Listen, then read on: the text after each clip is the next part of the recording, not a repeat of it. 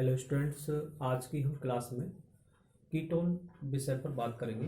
यानी एल्डिहाइड और कीटोन होते क्या हैं।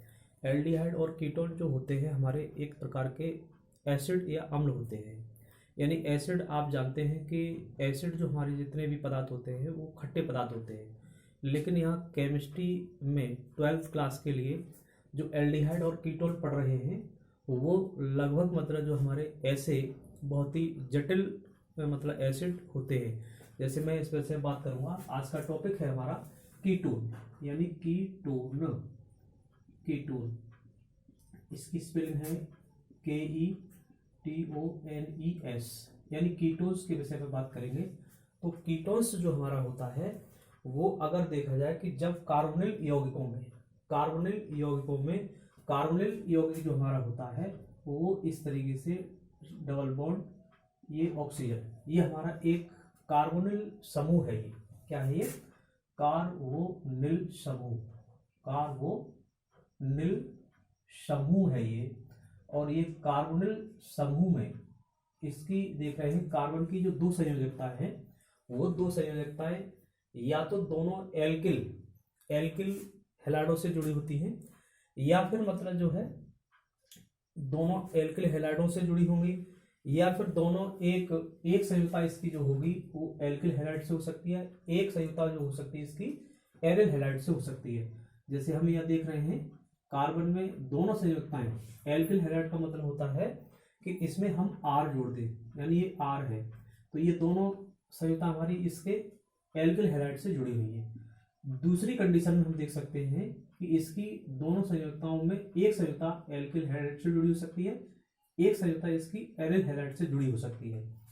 उसके बाद तीसरी कंडीशन हमारी ये हो सकती है कि इसकी दोनों संयोजकताएं एरिल से जुड़ी हो सकती हैं। एरिल, अब आप लोगों को ये समझ में नहीं आ रहा होगा कि एल्किल हैलाइड क्या होते हैं और एरिल हैलाइड क्या होते हैं। तो इसमें हम ये देख रहे हैं कि जो हमारा एल्किल हैलाइड की बात करते हैं, ये हमने देख रहे हैं एल्किल हैलाइड की बात कर रहे हैं। हैलाइड, ये एल्किल हैलाइड जो हमारे होते हैं, ये मैंने पिछले वाले वीडियो में भी बताया गया है कि एल्किल हैलाइड जो हमारे होते हैं कि जैसे ये आप देख रहे हो CH4 है और C2H6 है और C3H8 है, C4H10 है, ये हमारे एल्किल हैलाइड होते हैं। जबकि हमारा जो एरिल होता है, एरिल हैलाइड की बात कर रहे हैं, ये एरिल हैलाइड जो हमारे होते हैं ये बेंजीन रिंग से प्राप्त होते हैं। किससे? बेंजीन रिंग से प्राप्त होते हैं। बेंजीन रिंग जो हमारी होती है यानी C6H6 होता है। अगर इसमें से हम एक हाइड्रोजन निकाल दें यहाँ से, तो ये हमारा प्राप्त होता है C6H5। तो ये एरिल हैलाइड होते हैं। तो हमने ये देखा कि कार्बोनिल समूह में जो कार्बन है उसकी दो संयोजकताएं जो होती हैं वो हमारी एल्किल हैलाइडों से जुड़ी होती है। जैसे ये देख रहे हो R और ये R, इसमें देख रहे हो कि इसमें एक एल्किल हैलाइड और एक एरिल समूह जुड़ा है। इसमें देख रहे हो कि दोनों मतलब संयोजकताएं इसकी एरिल हैलाइडों से जुड़ी हुई है। तो हम इसके फॉर्मूले हम इस प्रकार से बना सकते हैं। देखो यहाँ पर हम इसको मैं हटा देता हूँ और इनके जो सूत्र हैं कीटोन के वो हम इस तरीके से बना सकते हैं। पहले वाले एग्जाम्पल के आधार पर देखें तो आप यहाँ पर हमने लिखा CH3 और दूसरे एल्किल हैलाइड के स्थान पर भी हमने CH3 जोड़ा और इस तरीके से ये आपका डाइमेथिल कीटोन बनकर के तैयार हुआ। क्या प्राप्त हुआ?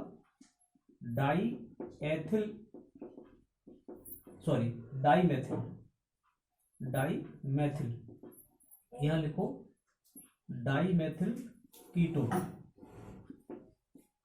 ठीक इसी को हम या करके दूसरे तरीके से भी लिख सकते हैं। हमने यहां पर लिखा, या इसका नाम एसीटोन भी हो सकता है। क्या नाम हो सकता है? एसीटोन भी इसको कहते हैं। अगर इसी सूत्र को हम इस तरीके से भी लिख सकते हैं, CH3COCH3। ये आप देख रहे हो, इसमें आपने ये देखा कि यहां पर जो CH3 यानी इसकी कार्बन की संयुक्ता, पहली संयुक्ता भी एल्किल हैलाइड से जुड़ी है, दूसरी भी एल्किल हैलाइड से जुड़ी हुई है और इसमें एक खास पहचान कीटोन की है कि इसके अंदर CO समूह अवश्य आना चाहिए। यानी CO समूह अवश्य आना ही चाहिए। दूसरी कंडीशन में भी इसका देख सकते हैं कि पहला तो ये एग्जाम्पल इसका हो गया, इसके आधार पर अगर हम इसको बनाते हैं तो इसको हम इस तरह से देखेंगे। यहाँ थोड़ा सा मैं हटा दूं, जगह कम है। और इसमें ये देख रहे हो कि इसके स्थान पर हमने एक एल्किल हैलाइड जोड़ दिया यानी CH3 और दूसरा एरिल हैलाइड जोड़ दिया हम C6H5। तो ये देखिए इस तरीके से ये बन गया। इसका नाम भी हम कह सकते हैं, क्योंकि इसमें अंग्रेजी अल्फाबेट के आधार पर एल्किल हैलाइड का नाम हम पहले लेते हैं एथिल का लेते हैं, यानी सॉरी यहाँ पर जो एल्किल हैलाइड बनेगा वो C2H5 लिख सकते हैं यानी C6H5। तो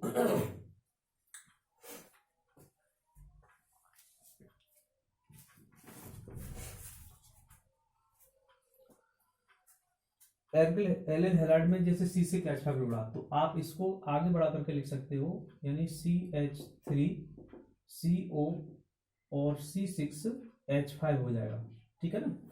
अच्छा, इसमें एरिल हैलाइड दोनों जुड़े हुए हैं तो एरिल हैलाइड हम जोड़ सकते हैं C6H5 और C6H5 और ये इस तरीके से ये। तो आपने ये देखा कि इसके फॉर्मूले को हम C6H5 और CO और C6H5 ये हमने जोड़ दिया। तो इसको हम कह सकते हैं डाइफेनिल, क्या कह सकते हो, डाइफेनिल कीटोन कह सकते हैं। क्या कह सकते हैं, कीटोन की बात आती है। तो ये मैंने आपको कुछ कीटोन बनाने के सूत्र मैंने लिखे, तो इसके आधार पर आप समझ सकते हो कि कीटोन क्या चीज होते हैं। कीटोन घबराने की जरूरत नहीं है, सारे बच्चे समझ सकते हैं कि ये कीटोन जो होते हैं वो हमारे पेड़ पौधे जो होते हैं, जीवित कोशिकाएं होती हैं, उनके अंदर ये बनते हैं और ये जो है जैविक क्रियाओं को उनके बीच में चलाते हैं। तो ये थोड़े से जो हमारे एसिड है वो हार्ड मानी जटिल टाइप के होते हैं, जो पेड़ पौधे और जीव जंतुओं की कोशिकाओं में रह करके यानी जैविक क्रियाओं का संचालन करने का कार्य करते हैं। तो ये मैंने आपको कुछ कीटोन के विषय पर थोड़ा परिचय बताया और इससे आगे मैं बताऊंगा इसका नामकरण के विषय पर बात करूंगा कि कीटोनों का नामकरण। तो इससे आगे अब हम टॉपिक देख रहे हैं, इसका है नामकरण, कीटोनों का नामकरण। तो कीटोनों का नामकरण हम देख सकते हैं कि इसकी दो विधियां हैं, यानी कीटोनों का नामकरण, कीटोनों का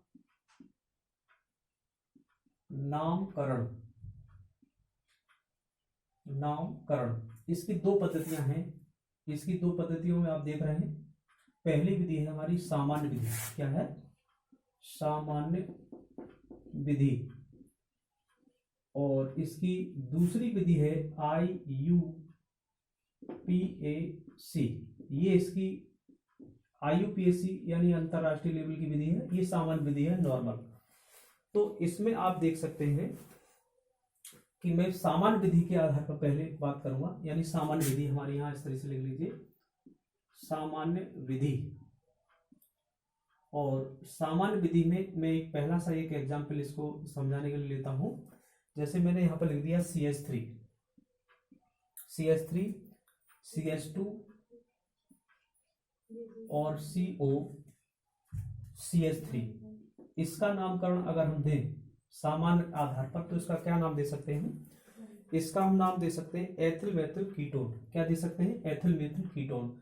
यानी इस सूत्र को हम ऐसे भी लिख सकते हैं, जैसे हमने लिखा कि इसके अंदर कार्बन की संख्या 2, तो हम ये लिख सकते हैं C2H5CO और CH3।